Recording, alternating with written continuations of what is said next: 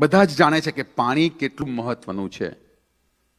દુનિયામાં જેટલી આપણી પૃથ્વીનો ભાગ છે એમાં કેટલા ટકા પાણીવાળો ભાગ છે? 70-75%. રાઈટ. બિલકુલ સેમ રીતે આપણા બોડીમાં પણ 70% પાણી જ છે. સમન્વય કેવો છે? તો પાણી જો એના વિશે આપણે નહીં જાણીએ તો ઘણા બધા રોગો પાણીથી પણ થાય છે. જો અજ્ઞાનતા હશે તો પાણી વિષ બની શકે છે, અને જ્ઞાન હશે તો એ જ પાણી અમૃત બની શકે એમ છે. તો પાણી ક્યારે વિષ ને ક્યારે અમૃત બને છે, આપણે એના વિશે થોડી માહિતી લઈશું.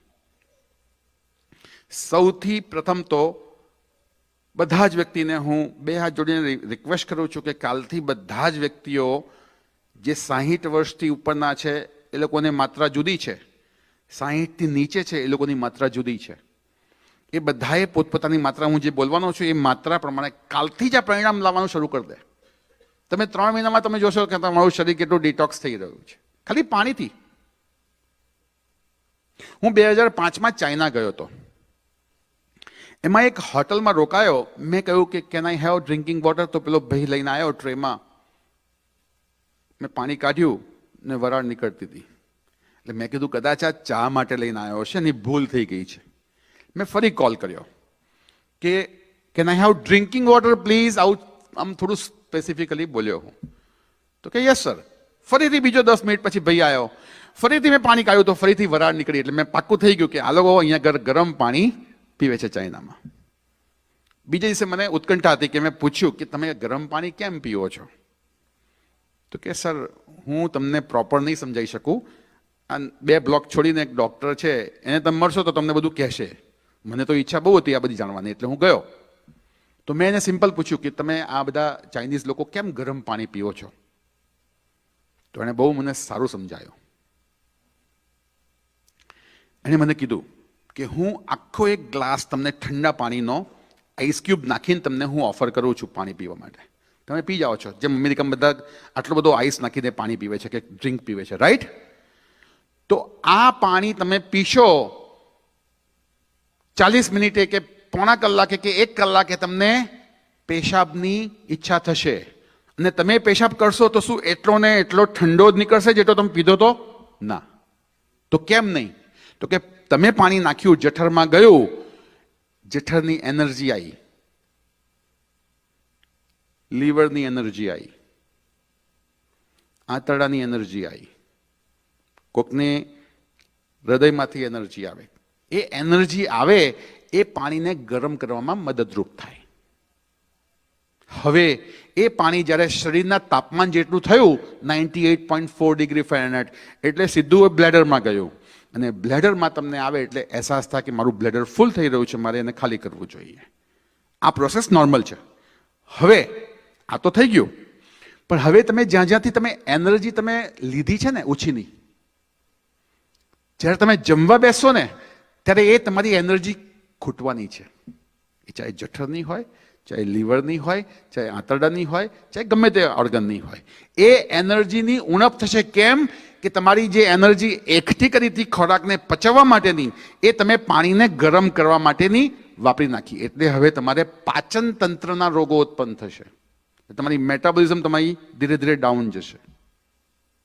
મેટાબોલિઝમ ડાઉન ગઈ એટલે તમને અનેક રોગો રાહ જોઈને ઊભા જ છે. અને એ વખતે 2005માં મને એ ડૉક્ટરે મને દેખાડ્યું કે જો દર 10 અમેરિકામાંથી જે વ્યક્તિઓ છે એમાં લગભગ એ વખતે 6.5 વ્યક્તિ ઓવરવેટના છે, એવું મને એમણે સ્ટેટિસ્ટિક્સ મને દેખાડ્યું હતું. દર 10 યુરોપિયનમાંથી 4 લોકો ઓવરવેટ હતા 2005માં. અત્યારે તો વધી ગયો છે આંકડો. અને દર 10 ચાઇનીઝમાંથી અને જાપાનીઝમાંથી ફક્ત ને ફક્ત 1.2 લોકો ઓવરવેટ છે. આનો મતલબ શું થાય છે કે ગરમ પાણી દિવસમાં સવારે ઉઠો ત્યારે તો મસ્ટ. ગરમ એટલું પણ ના હોવું જોઈએ કે જેમાં પી ના શકો, પણ દિવસનો જે પ્રારંભ થાય ત્યારે બધા વ્યક્તિઓને કહી દઉં છું કે જે લોકો 60 વર્ષથી નીચેના છે એ લોકો હાથ ઊંચા કરે. કોણ 60 વર્ષથી નીચેના છે જરા? અને 60થી ઉપરવાળા હાથ ઊંચો કરે. બહેનો કશામાં નથી આવતા? અચ્છા, બહેનો હજુ 16ની નીચે જ લાગે છે બધા, કારણ કે બહેનોની ઉંમર પૂછાય નહીં. એ 60માં કરો, હાથ ઊંચો કરો તો પકડાઈ જાય. હવે વાત ક્યાં છે કે જે લોકો 60થી નીચેના છે એ લોકો કાલથી પ્રયત્ન કરશે. જે લોકો 4 ગ્લાસ પી શકતા હોય તો 4 ગ્લાસ, નહીં તો શરૂઆત 2 ગ્લાસથી તો કરજો જ. 2 ગ્લાસ ધીરે ધીરે અઠવાડિયામાં 3 ગ્લાસ કરજો, પછી ત્રીજા અઠવાડિયે 4 ગ્લાસ સુધી આવી જજો. જે લોકો 60ની નીચે છે, અને પાણી બહુ ગરમ પણ ના હોવું જોઈએ, નવશેકું પાણી, લ્યુકવર્મ. બેસીને 4 ગ્લાસ, એક શ્વાસમાં એક ગ્લાસ પીવાનો છે. સવારનું પાણી, પહેલું પાણી ઘૂંટડે ઘૂંટડે નથી પીવાનું. ઘૂંટડે ઘૂંટડે પીશો તો એ પચી જશે, એમાં સલાઈવા ભેગી થશે તો પચી જશે, તો એ આગળમાં એટલે પેશાબમાં વધારે તમને જવું પડશે. પણ ઘૂંટડે ઘૂંટડે નથી પીવાનું. પહેલો ગ્લાસ એક જ શ્વાસમાં પીવાનો છે, બીજો ગ્લાસ એ પણ એક જ શ્વાસમાં. તો શું થશે? એ પચશે નહીં પાણી, અને સીધું એ તમારા લાર્જ ઇન્ટેસ્ટાઇનમાં પ્રેશર ઊભું કરશે. અને લાર્જ ઇન્ટેસ્ટાઇનમાં બધો મળ હોય ને આગલા દિવસ, તો બધું ત્યાં જ જમા હોય. તો ત્યાં પ્રેશર આપવા માટે આપણે એક શ્વાસમાં જ પાણી પીવાના છે. 2 થી 3, 3 થી 4. જે લોકો 60થી નીચે છે, 60થી ઉપરવાળા છે, એ લોકો 3 ગ્લાસ પીશે. શરૂઆત 1.5 ગ્લાસથી કરજો, જે લોકો 60થી ઉપરવાળા છે. તમારા 50% તો પ્રોબ્લેમ, કે આયુર્વેદમાં એવું કહે છે કે જિસકા પેટ સાફ ઉસકા સબ કુછ માફ.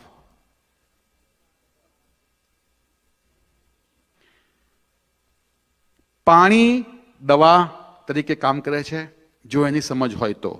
પાણી અમૃત તરીકે કામ કરે છે, નહીં તો પાણી વિષ પણ બની શકે છે. ખાધા પછી તમે જે લોકો પાણી પીવે છે, જબરદસ્ત, જેવું ખાય ને એવું સીધું 1-2 ગ્લાસ પાણી, ઠંડુ પાણી એમને જોઈએ. મિત્રો, આ જ રોગને તમે આમંત્રણ આપો છો આ પાણીથી જ. કેમ કે તમારી જઠરાગ્નિ તમારી પ્રદીપ્ત થઈ હોય, ખાધા પછી બધા જ્યુસીસ બધા છૂટા પડ્યા હોય, અને તમે ઠંડુ પાણી પીને અથવા એમને પાણી પીને તમે એને ડાયલ્યુટ કરી નાખો છો, એટલે જ બધા પ્રોબ્લેમ શરૂ થાય છે. એટલે હું વિનંતી કરું કે ખાધા પછી ફક્ત એક જ ઘૂંટડો પીવો, મોઢામાં ફેરવીને પી જાઓ. ખાવાની મધ્યમાં 3 થી 5 ઘૂંટડા પી શકાય, મધ્યમાં. એટલે કે આપણે 2 ટાઈપ્સના ગ્રેન્સ ખાઈએ છીએ. રોટલી ને શાક પહેલાં ખાઈએ છીએ, અને પછી દાળ ને ભાત અથવા કઢી ખીચડી ખાઈએ છીએ. તો રોટલી શાક પતી જાય અને દાળ ભાત તમે શરૂ કરો, એની વચ્ચે તમે 3 થી 5 ઘૂંટડા પાણી પી શકો છો. અને જે લોકો 60 વર્ષથી ઉપરના છે એ લોકો તો આખા દિવસ દરમિયાન નવશેકું પાણી જ પીવે, કોઈ ડૉક્ટરની જરૂર નહીં પડે. નવશેકું પાણી પીશો તો, કારણ કે એ લોકોની ઉંમરમાં શું, વાયુ તત્વ વધારે વિકૃત હોય છે. અને વાયુ વિકૃત હોય, વાયુને ઠંડી વસ્તુઓથી દુશ્મની હોય.